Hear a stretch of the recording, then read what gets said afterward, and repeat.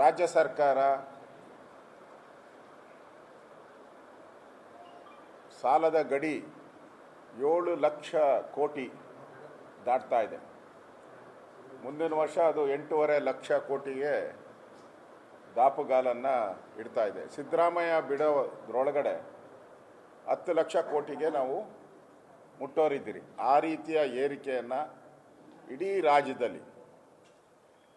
ರಾಜ್ಯದಲ್ಲಿ ಇದುವರೆಗೂ ಯಾರ್ಯಾರು ಮುಖ್ಯಮಂತ್ರಿಗಳಾಗಿದ್ದಾರೆ ಆ ಮುಖ್ಯಮಂತ್ರಿಗಳು ಮಾಡಿರೋ ಸಾಲನೆಲ್ಲ ಒಟ್ಟಿಗೆ ಹಾಕಿದ್ರೆ ಸಿದ್ದರಾಮಯ್ಯ ಮಾಡಿರೋ ಸಾಲನೇ ಅದಕ್ಕಿಂತ ಜಾಸ್ತಿ ಇದೆ, 54% ಇದೆ. ಉಳಿದಂಥವರೆಲ್ಲರೂ ಕೂಡ ಯಾರ್ಯಾರು ಮುಖ್ಯಮಂತ್ರಿ ಆಗಿದ್ದರು, KC ರೆಡ್ಡಿಯಿಂದ ಹಿಡಿದು ಬಸವರಾಜ ಬೊಮ್ಮಾಯಿಯವ್ರಿಗೆ ಯಾರ್ಯಾರು ಮುಖ್ಯಮಂತ್ರಿ ಆಗಿದ್ದು ಅವರೆಲ್ಲ ಮಾಡಿರೋದು 47% ಮಾತ್ರ. 47% ಮಾತ್ರ. ಉಳಿದಂಥ 53% ಸಿದ್ದರಾಮಯ್ಯನವರೇ ಮಾಡಿದ್ದಾರೆ.